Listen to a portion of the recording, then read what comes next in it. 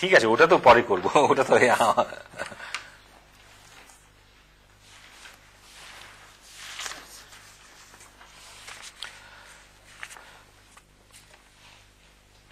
Today I'll just begin by showing a few PIN diode structures which are shown in this figure. And for example, this first one, it is top illuminated, and there's a metal annular ring contact as you saw in the actual device yesterday. It's a circular ring contact, P plus layer, I absorbing layer, and N plus back layer. Okay, so and there is SiO2 passivation, and notice that this P plus I, this junction is under the silicon dioxide to reduce the leakage current and to have good breakdown properties. Okay, here you have another diode, P plus N plus. Okay, I region is not absolutely essential. You can have a lightly doped N region, so this is a P plus N plus diode. Here, the next one, it shows light coming from the side illuminated PIN diode. The advantage is that right here, the intensity light is at the junction. The intensity decreases from left to right. So, in this case, you may have a lot of absorption due to the P plus layer. The P plus layer may be thin enough. Here, the light is illuminated from the side. And so there are some advantages to this side illumination. The intensity of the light is stronger. This is very similar. This is a metal semiconductor diode where there's a thin transparent metal layer, and the junction is actually here. It's a Schottky barrier. Okay, metal N, and this is the absorbing layer, and N plus. This is somewhat similar. This, notice, is a semiconductor point contact diode. For example, typically for an optical fiber, you have the light, the fiber comes in here and fits in to this groove. In this is a P plus I, and this is a metal wire contact. So this will have very low capacitance. Okay, so these are various types of homojunction diodes. I'll just show you, for example, I don't know if you can see this. Can you see this?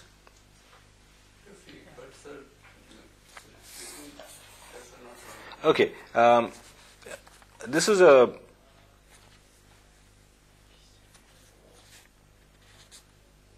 indium gallium arsenide, indium phosphide PIN diode. We've fabricated this in our laboratory. Okay, light comes here. This is exactly like the one that I drew last time. Okay, this is a circular annular contact. Light comes here. This is N plus indium phosphide. Gold contact. P plus, N minus in gas, 2 micron. This is the absorbing layer, and this is N plus substrate, which is transparent. So this is a heterojunction photodiode in which indium phosphide is transparent, and the junction is this P plus, N minus, N plus. So this is the absorbing layer. Similarly, one can look at, this is a mercury cadmium telluride photodiode.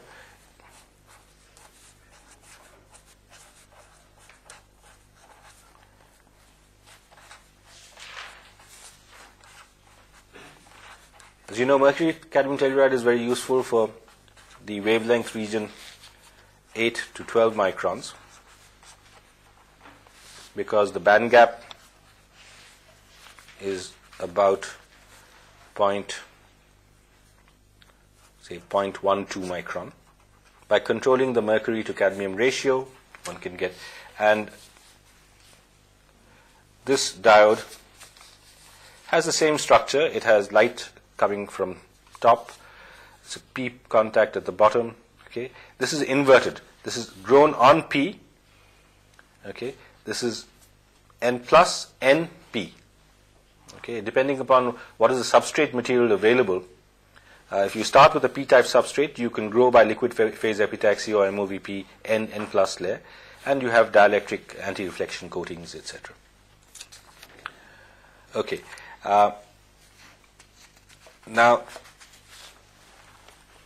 for the PIN diode, what improvements are possible?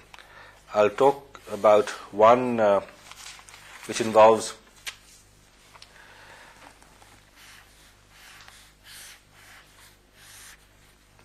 band gap engineering with strain. Suppose you have a P plus I N plus diode. The optical absorption takes place in this I region, and we have the fact that the gain bandwidth product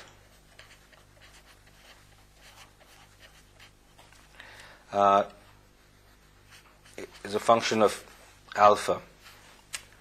Okay, and so it depends upon alpha. In turn determines what is the width of this. Okay. Now, if this is too wide, then the device is slow, etc. So, can we increase alpha? So, what has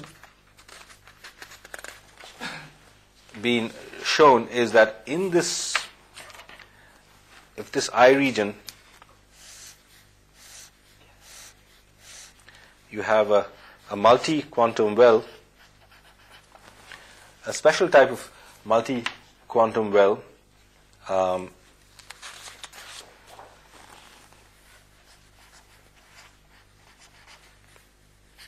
under biaxial tensile strain. Okay, then what happens is the light hole and heavy hole resonances in the exciton spectra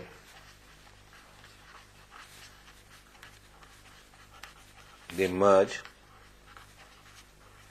So the density of states goes up, and the heavy hole effective mass goes up. Therefore, alpha increases. Now, how do you get a material under biaxial tensile strain? If you have a substrate with a lattice constant, say AS, and an epitaxial layer with a lattice constant AE, okay, then if AS is greater than AE, okay, it should be within 0.1%, okay. So this is a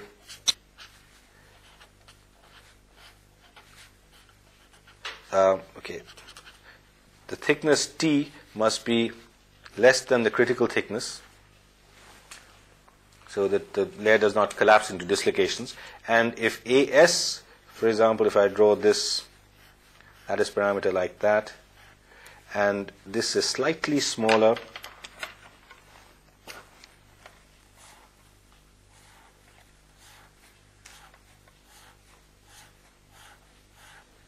okay, so then this will tend to expand to match this lattice, and as a result, then you will have a tensile strain. I will talk about the details of the structures later on. Typically, for example, one can say that if you know, indium phosphide lattice matches with gallium indium arsenide, for this x is equal to 0.47. Okay, so if we want tensile A of this is equal to A of this, okay, for x is equal to 0.47. Now, if you want the lattice parameter to be slightly less, okay, then x should be less than 0.47. Right? Indium is larger than gallium. Okay, so if you reduce indium, then the lattice parameter will be less. So for tensile,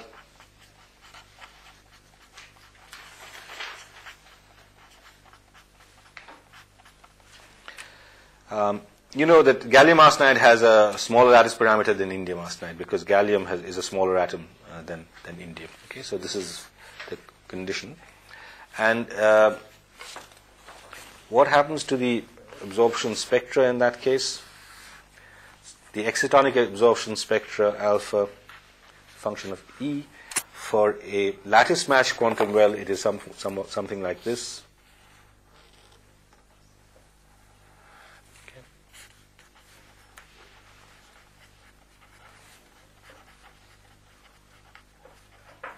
But if you use this tensile strain, then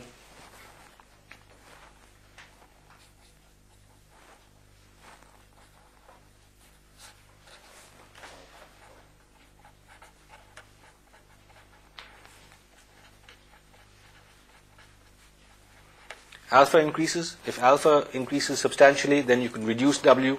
So alpha increases. Okay. So then what happens is you can W decreases. Okay. So the speed improves for the same device. So this is an example of what is known as band structure engineering.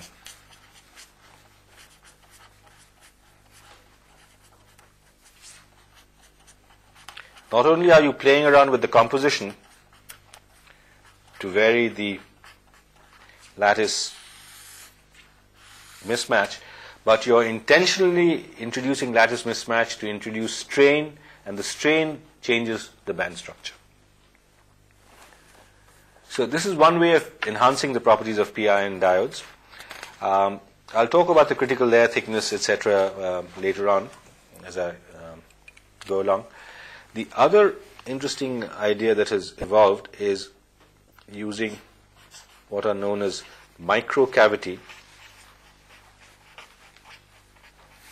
or resonant cavity photodiodes.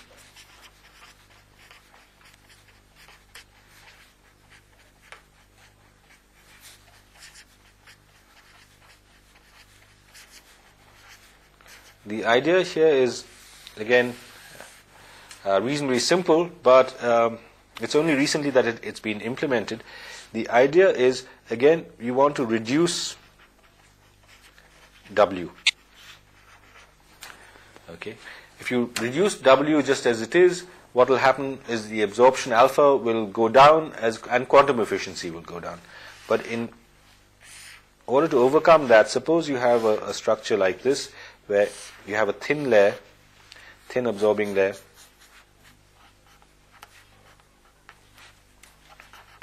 W, which rather than having 2 or 3 microns, it is down to about 0.5 microns. Okay, and then what do you have? You use multiple reflection. You have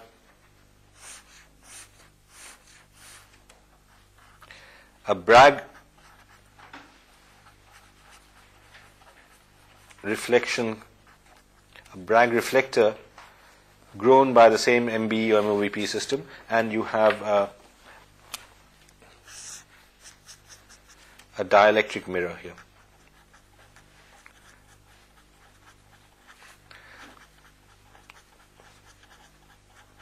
So this is controlled such that the light can get through, and the principle is that in order to overcome the narrow absorbing width, one has multiple reflections in the cavity.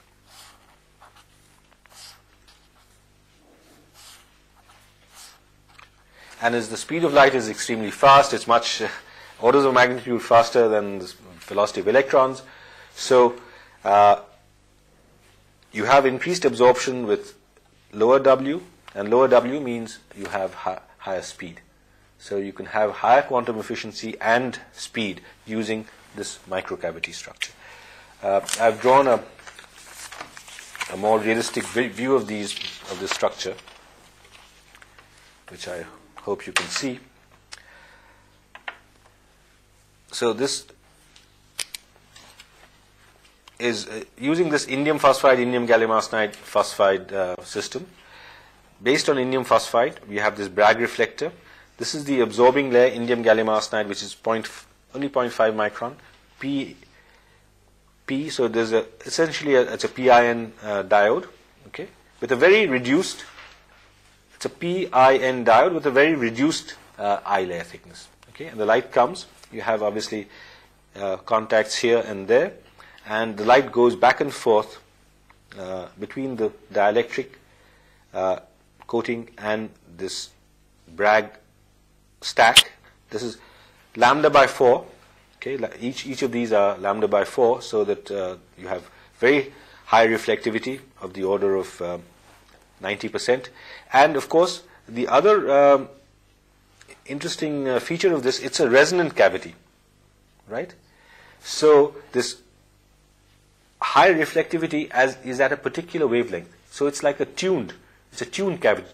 The high reflection is only at a particular wavelength. So you have very high reflection at a particular wavelength. So what is the condition of getting this Bragg reflection? That's fairly straightforward from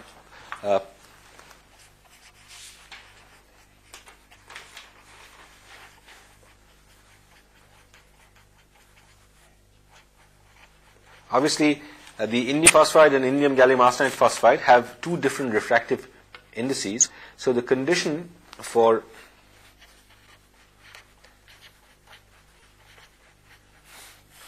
at a particular wavelength is at the center wavelength lambda 0,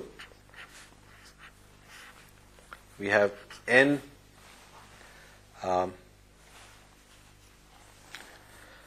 reflector, say NR high into D high plus NR low into D low. Okay, so this is this plus this, okay, is this is lambda by 4 and this is lambda by 4. Okay, so this total, this is lambda by 2 into 2 is lambda. Okay, so the reflection, you have a tuned, this is reflection as a function of wavelength, this is tuned at lambda 0. Okay, so this is good for a single frequency detector as used in fiber optics or in other laser detection. It is not appropriate for broadband detector like a solar cell. What is this width? You can easily calculate it from simple optics that this bandwidth delta lambda is 4 by pi NRH minus NRL over NRH plus NRL into lambda 0, and the total reflection theta is this is for normal incidence. Okay,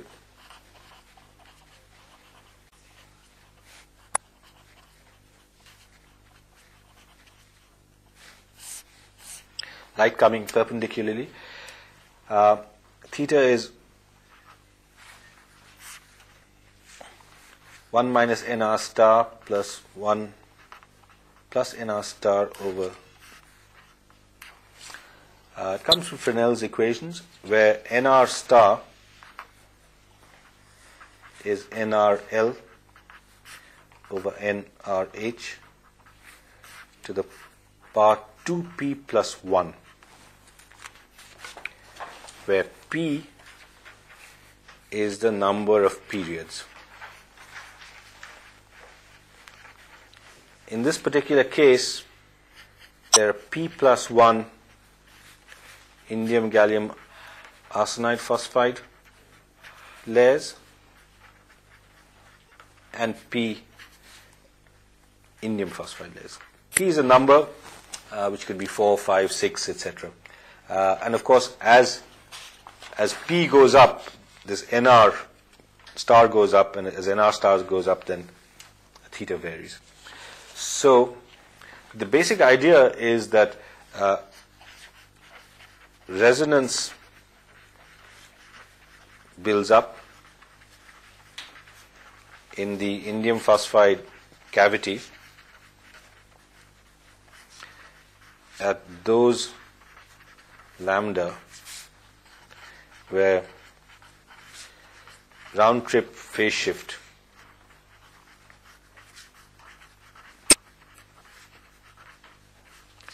is twice n pi. So it's a fairly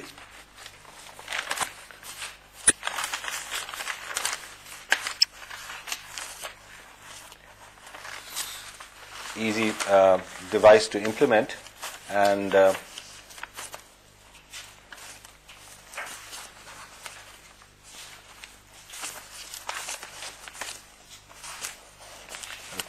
I have a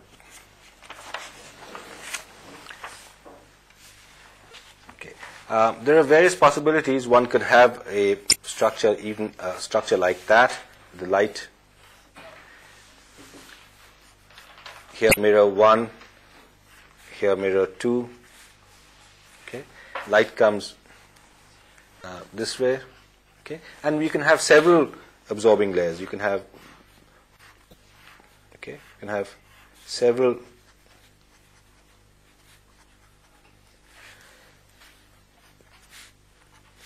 PIN structure, and these absorbing layers are placed at the points where the electric field is a maximum. Okay, so these are typically in gas, and the others could be indium phosphide or gas. And the interesting feature is that, as I mentioned, the photoresponse can be tuned. Suppose we want to tune it at 840 nanometers. Photoresponse. Suppose you have the reflectivity of the top mirror is, say, low, then you can get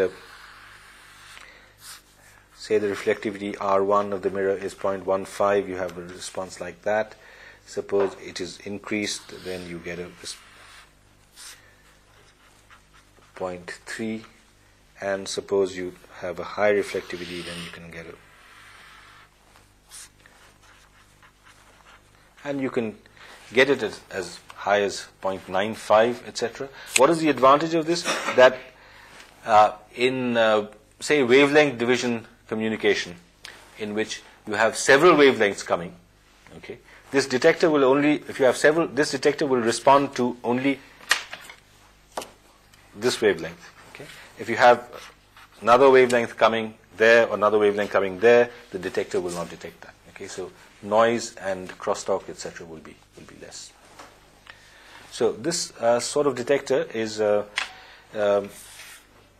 in a very advanced stage, and there's continuous improvements of in these types of devices.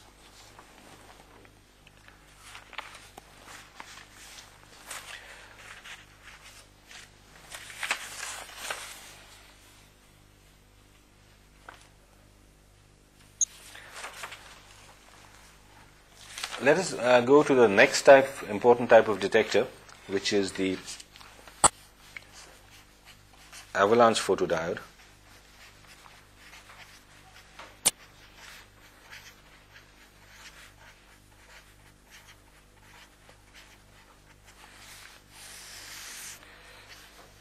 Called APD for short. These, with PIN diodes, are the mainstay of optical fiber communication. As I've discussed earlier, avalanche photodiode, due to the avalanching process, it has high gain, could be 10 to 100. So that is one advantage. The high gain necessitates high reverse bias.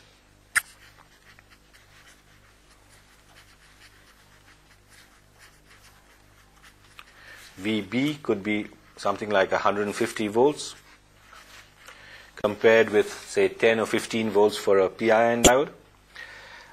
So we want this high reverse bias, but there should be no breakdown. There should be no microplasmas, no permanent breakdown. And in spite of this, the dark current is of concern. The dark should be kept low. So special design is required for these two purposes. The material itself has to be extremely high purity, free of defects. The junctions have to be of very high quality. There should be no microplasmas. Otherwise, the basic structure is rather like the PIN diode. Another difference is that there is obviously high or higher noise due to the impact ionization due to avalanche process. So the gain, G, or the multiplication factor, M, should be chosen. There's an optimum value for the multiplication factor, which depends upon the applied bias. If the bias is too small, then you don't gain anything. It just acts as a PIN diode. There's an optimum value of M, and beyond that, what happens is the noise dominates and the signal to noise ratio decreases. So avalanche photodiodes are used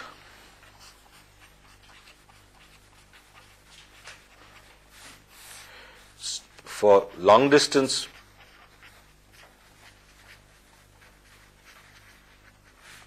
fiber optic communication because of their high sensitivity.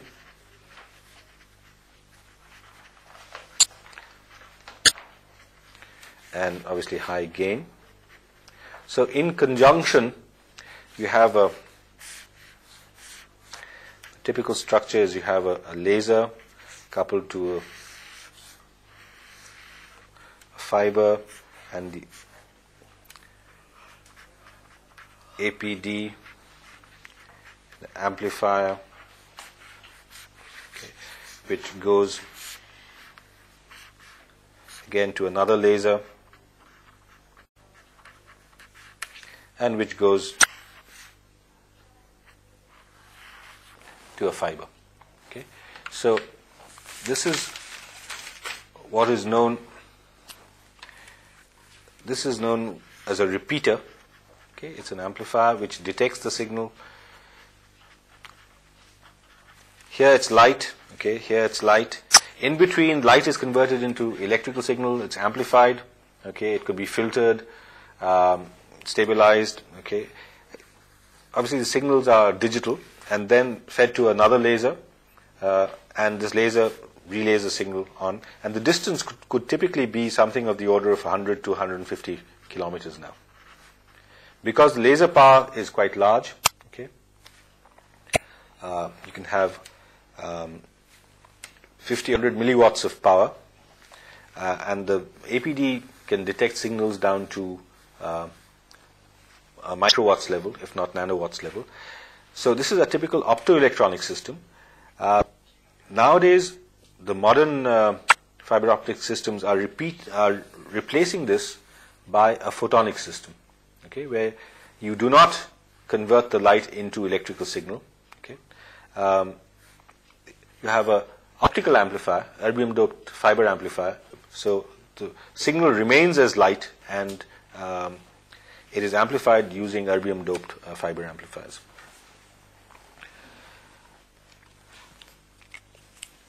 Now, one of the most important parameters determining noise in a APD is the ratio of the electron to hole ionization rates.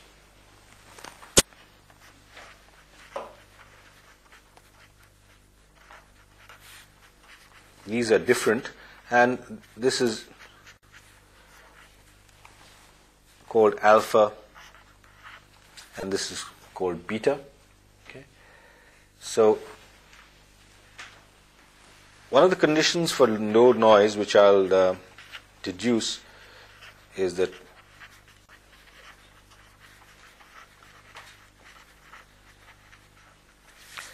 alpha by beta should be either much greater than 1 or much less than 1.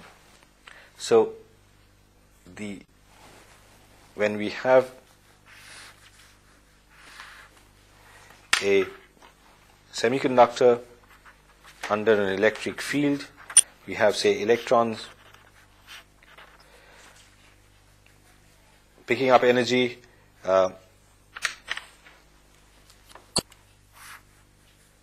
creating additional electron hole pairs. The holes move in the opposite direction. They can also ionize. We would prefer that only one of the carriers contributes to the multiplication. Then it will be like a ordinary photomultiplier. Okay?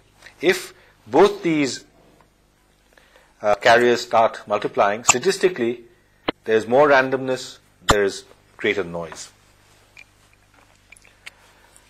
Now, these alphas and betas are material dependent, and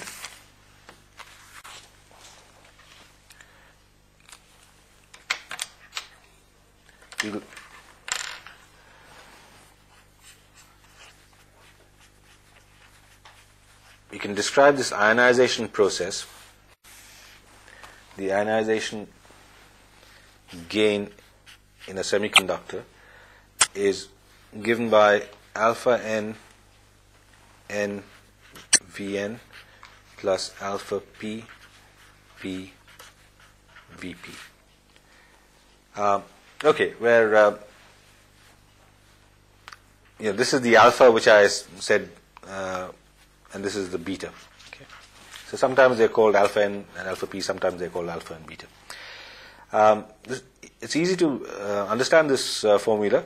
If there are n electrons, okay, which can ionize, each has a path length Vn.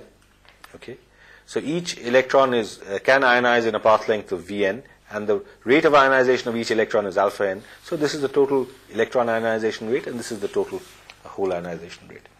And empirically, it's found that these alphas are obviously a very strong function of electric field.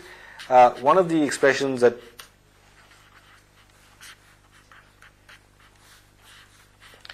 it's given by typically some exponential minus E ionization by electric field, okay, for different materials. And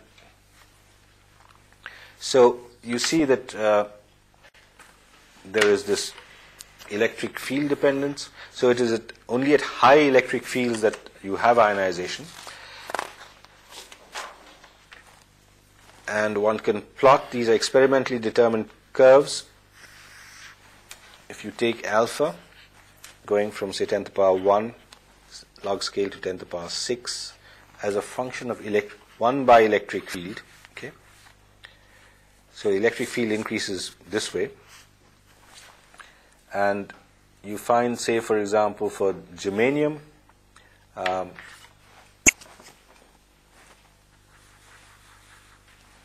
this is alpha p, and this is alpha n. Okay. So in this case, alpha p is greater than alpha n. It depends. It's a function of the band structure and the effective masses of the electrons and holes. For silicon, we have the other way around. We have alpha p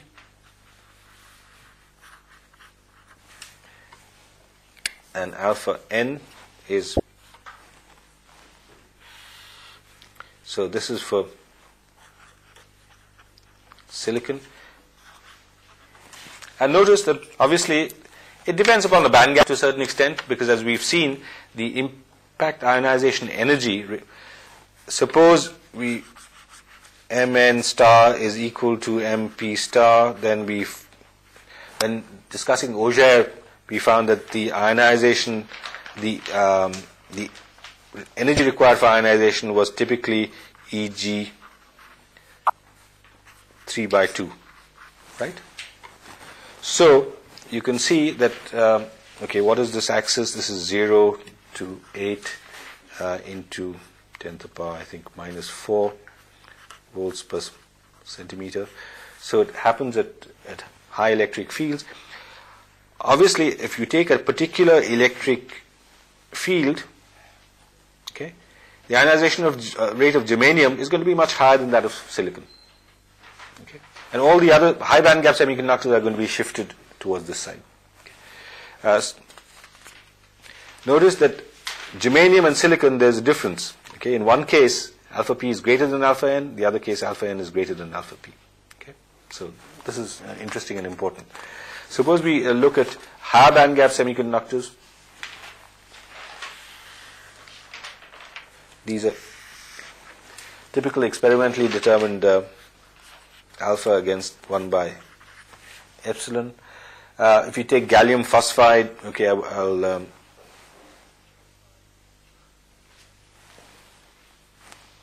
they're at the highest end. Gallium phosphide is not of great importance, so not emphasizing that. For indium phosphide, okay, we have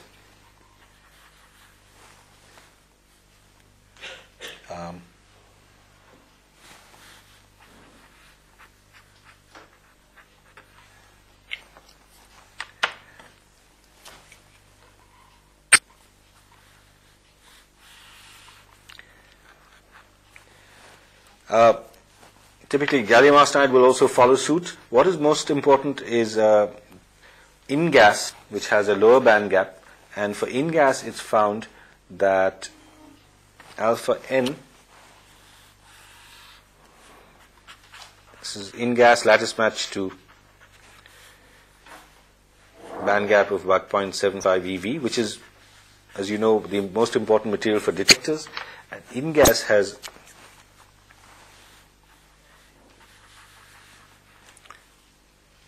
okay, this is alpha p and this is alpha n. So notice that for InGas, alpha n is greater than alpha p, whereas for germanium it is the other way around. And it turns out that the ratio of alpha n to alpha p for InGas, alpha n over alpha p for InGas is much greater than 1. Okay. So germanium and InGas are rival as photodetectors, and for germanium we have a band gap of 0.67 EV. Okay, so the carrier concentration is large, and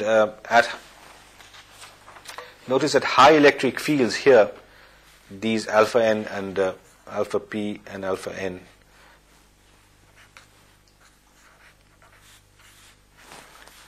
get close together. Okay, so that's the reason why InGas is preferred to germanium as photodetectors under avalanche ionization conditions.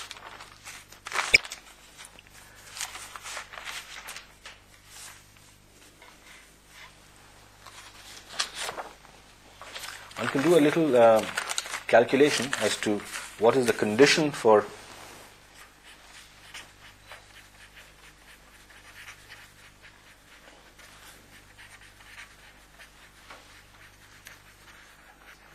for avalanche multiplication. Suppose we have a semiconductor with W. We have an applied high electric field applied across this. Suppose we have an injected hole current IP0. It is multiplied and it leaves as MP IP0. The electron current is obviously in the other direction. We have injected electron current IN, which comes out as, say, MN IN. Okay. So what we want to do is to calculate what is the breakdown condition. What is the condition under which this ionization gives rise to breakdown. That means if we look at the IV characteristics of a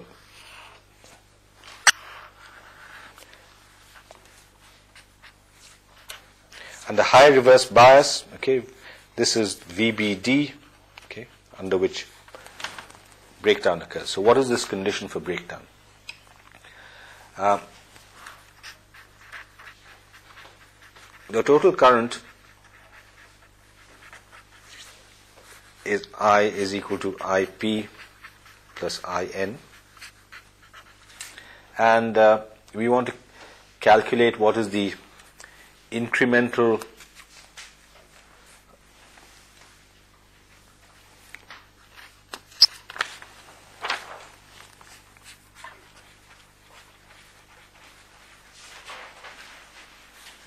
hole current at X, which is equal to the number of electron hole pairs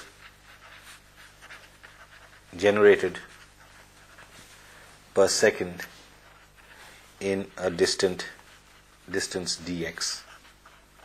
So d IP by Q is the number of holes, is equal to number of holes which is going to give rise to multiplication alpha p in the distance dx, plus we have some electrons IN over Q giving rise to multiplication alpha n in the region dx. So dip dx is equal to minus alpha p minus alpha n IP is equal to dip dx minus this is equal to alpha ni. Okay. Just by multiplying through by taking the IP on one side. Okay. And I is the total current, which is I is equal to IP plus IN. Now we want to solve this equation. This form of this equation is y dashed plus py is equal to q, where y is equal to IP. Okay, so the solution is y is equal to q p dx dashed dx plus c over e to the power 0x. The standard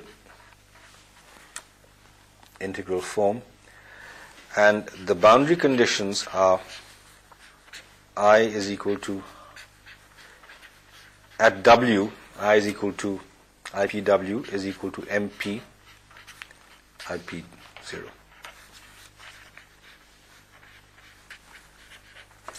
So the solution of this, if you just substitute and check out for yourself, is it's a long expression, but it can be simplified as I'll show. This is the MP multiplication factor plus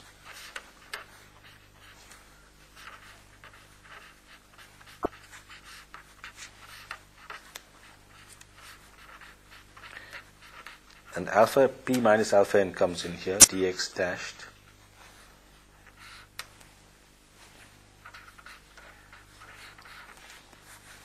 over this term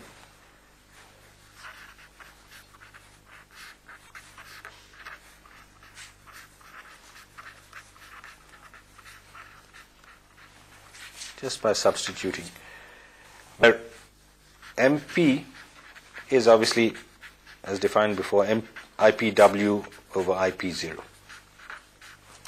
So if we just rewrite that expression, then we get a much simplified expression. 1 minus 1 by MP is equal to 0 to W alpha P exponential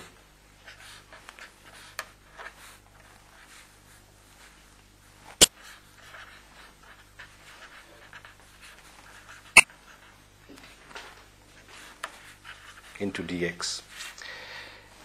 Okay, so at breakdown, what is the condition for breakdown? That MP should go to infinity.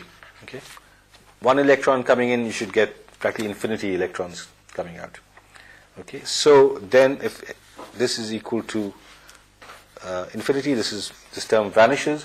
So for the condition for whole initiated breakdown, the condition is just this is equal to 1. So it is just alpha P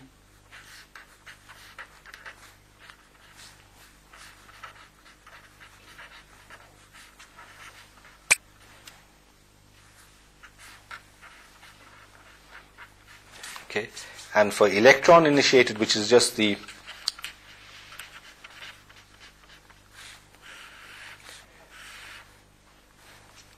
treatment where the electrons are coming in, so we replace alpha P by alpha N and alpha N by alpha P. Okay, so it's the same, alpha N minus alpha P dx dashed dx is equal to 1. Okay, so we know that the alpha N's and alpha P's are functions of electric field, so that's what makes it necessary to the calculation by numerical integration. However, the condition becomes very understandable and simple if we take special case where alpha n is equal to alpha p, is equal to, say, alpha. Okay, so then the condition just becomes, if you look at that, the condition is just alpha dx is equal to 1. Because alpha p is equal to alpha n, that term in the central, and this is the condition for, and you can understand that what does it mean? That if you have within that distance 0 to W, okay, the avalanche ionization should be such that there should be at least generation of one other electron or hole for this case.